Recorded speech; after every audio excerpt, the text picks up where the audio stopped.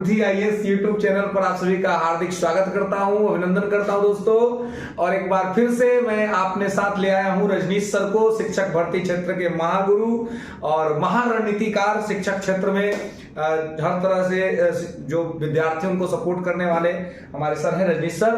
तो दोस्तों मैं इनको लेकर के आया हूं इसलिए क्योंकि आज जो है और आज से टीआर 3 के लिए जिलेवार सीटों का रिक्ति मांगा गया है कि क्या सीट का रिक्तियां क्या रह रही हैं, उसके हिसाब से वैकेंसी अब आपको रिलीज किया जाएगा। यानी कि एक बम्पर वैकेंसी आ रही है दोस्तों टीआर 3 के लिए। आप कैलेंडर में डेट अनाउंस है, 24 अगस्त को आपका एग्जाम होगा और 24 सितंबर तक रिजल्ट भी होगा दोस्तों। तो इसी के साथ हम रजनीश सर से थोड़ा ये जानना चाहेंगे कि सर ये जो वैकेंसी आ रही है तो इसमें सर और ये जो जिलावार जो ये मंगाया जा रहा है सीटों की रिक्ति, इसमें सर क्या कहेंगे आप, किस प्रकार से प्रक्रिया चल रही है?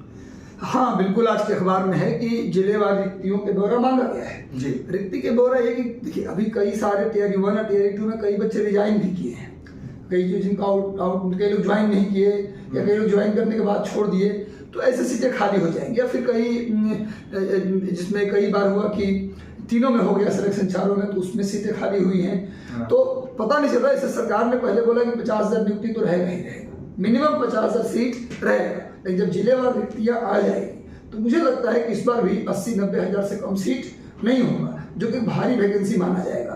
1,78,000 था पिछली बार इस, और टीआर 1 में, टीआर 2 में 1,22,000 सीट था। इस बार 80-90 हज़ार सीट रहने की संभावना पूरी है। 1 लाख सीट भी जा सकता है, 1 लाख भी 1 लाख सीट भी जा सकता है। लेकिन 50 तो सरकार ने पहले ही बोल दिया इतनी सीटें हैं। लेकिन जब जिलेवार रिक्ति आ जाएगी ना, और रिक्ति अभी जाएगा, अभी वैकेंसी आना नहीं है, जब तक वैकेंसी नोटिफिकेशन नहीं आएगा तब तक रिक्ति जाता रहेगा। और ये निश्चित रूप से अप्रैल तक में, मई तक में जब क्लियर हो जाएगा कहाँ कहाँ कितनी सीटें खाली रह गई हैं, अभी 1-2 महीना पता नहीं चलेगा। अप्रैल मई तक सारी रिक्तियां आराम से जाएगा। तो आज जिलेवार रिक्तियों को मांगने का काम शुरू हो गया है। तो मुझे लगता है कि मिनिमम 70-80 हज़ार या 90 हज़ार सीट तो रहेगा ही, लाख भी रहे तो इसमें कोई गुरेज नहीं है। तो टीआर 3 की तैयारी जो बच्चे कर रहे हैं उनके लिए एक बेहतरीन अपॉर्चुनिटी है। जिनका टीआर 1 या टीआर 2 में नहीं हुआ, जो उदास थे, उनके लिए भी बड़ा अपॉर्चुनिटी है कि कुछ नहीं गया है। और टीआर 1 में 2-3 महीने का वक्त मिला था तैयारी करने का, टीआर 2 में 1 महीने का वक्त मिला तैयारी करने का, इस बार टीआर 3 में 7 महीने का वक्त मिला है, जो कि बड़ा वक्त है। आप जो कहते थे समय नहीं मिलता सर, एनसीईआरटी बेस्ड क्वेश्चन पूछते हैं, एनसीईआरटी पढ़ने में इतना जल्दी थोड़े ना हो जाएगा।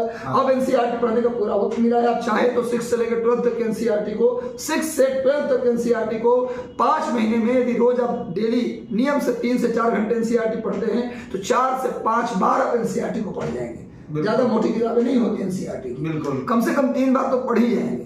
3 बार एनसीईआरटी को पढ़ गए मतलब आपके पास एक नॉलेज का एक पूरा क्षेत्र होगा, एक पूरा कस्बा होगा आपका। लेकिन साथ ही साथ आप प्रैक्टिस पेपर भी लगाते रहिए अपने साथ। मतलब एक लंबा, एक बड़ा पॉजिटिव साइन आया है सरकार की तरफ से, और लगातार साइन ही आ रहा है। बिहार गवर्नमेंट को जितना तारीफ की जाए उतनी इस मैटर में शिक्षा विभाग, माननीय मुख्यमंत्री जी और सभी लोगों को, या फिर शिक्षा मंत्री जी को, या फिर आयोग के अध्यक्ष अतुल प्रसाद सर को जितनी तारीफ की जाए कम है। इतना जल्दी इतनी बड़ी वैकेंसी को क्लियर करना, इतनी स्मूथ तरीके से, फाइनेस्ट तरीके से, बेहतरीन तरीके से नौकरी देना, ये समझिए कि एक बहुत बड़ा माइलस्टोन क्रिएट किया उन्होंने अन्य आयोग के लोगों के लिए भी। मैंने बहुत बेहतरीन। तो बच्चे उदास न हो, उदास में बड़ी सीट होने की पूरी संभावना है मेरे अनुसार।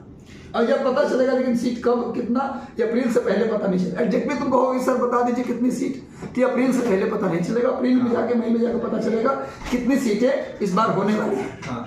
सर एक चीज और हम चाहेंगे कि आप सर थोड़ा कुछ मोटिवेशन सर बच्चों को दीजिए। जो कुछ बच्चे हताश हैं, 1-2 नंबर से रिजल्ट नहीं हुआ है, देखिए वो बहुत हताश है, तो सर उनके लिए देखिए 1 नंबर से नहीं होना या 1 नंबर से हो जाना, ये प्रमाण नहीं कि आप बहुत तोप मार खा और शेर मार खा बन गए। 1 नंबर तो दिन होता है जिस दिन आप एग्जाम देने गए, किसी का 2 प्रश्न ज्यादा गलती हो गया, किसी का 2 प्रश्न किस्मत से नहीं आने वाला भी सही हो गया, अब कोई जानने वाला भी 2 प्रश्न गलती कर दिया।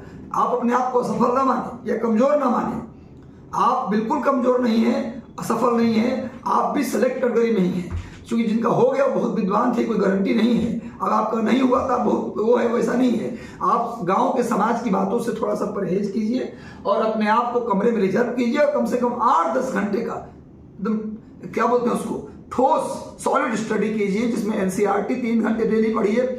डेली कम से कम 100 क्वेश्चन अपने विषय का, 80 नंबर का जो विषय है उसका एमसीक्यू, और 100 नंबर जीएस को लोग इग्नोर करते हैं 40 नंबर को, तो 40 नंबर नैया पार लगाता है कई बार। प्लीज 40 नंबर को इग्नोर मत कीजिए। 100 क्वेश्चन जीएस का एमसीक्यू, 100 क्वेश्चन सब्जेक्ट का एमसीक्यू डेली लगाइए।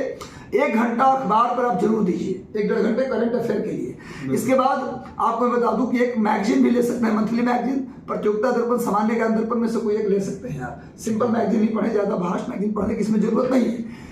ये आप अगर कर ले, और 10 मैथ डेली अगर बना ले तो डेली 8 घंटे का रूटीन बना के पढ़ाई करें। आपके लिए त्योहार और फंक्शन तब है जब आप नौकरी ले लें, इसलिए प्लीज पढ़िए, हताश मत होइए।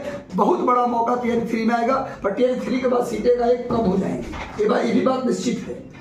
सीटें कम हो जाएंगी, इसलिए टीआरई 3 एक अंतिम मौका मान के 7 महीने का वक्त है, लगातार अपने आप को झोंक दीजिए। कुछ नहीं गया है, सब कुछ प्राप्त कर सकते हैं आप, है ना। छुप छुप के लाइन है ना, छुप छुप कर असुर बहाना क्या, है ना। एक सपने के मर जाने से जीवन नहीं मरा करते, जीवन कभी नहीं मरता गुरु।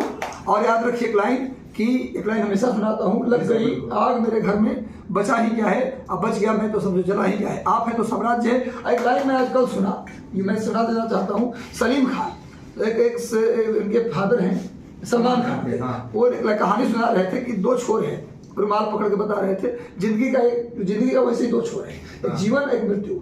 कहाँ जन्म लेंगे, किस धर्म में जन्म लेंगे, किस जाति में लेंगे, ये आपको नहीं पता। आज अब मरेंगे, कब मरेंगे, किस तरीके से मरेंगे, आपको नहीं पता। कोई एक छोर भी आपके हाथ में होता तो संभाल लेते, जब दोनों छोर ही आपके हाथ में नहीं है तो बीच में अपनी मर्जी क्या चलाना, सोचना क्या होगा।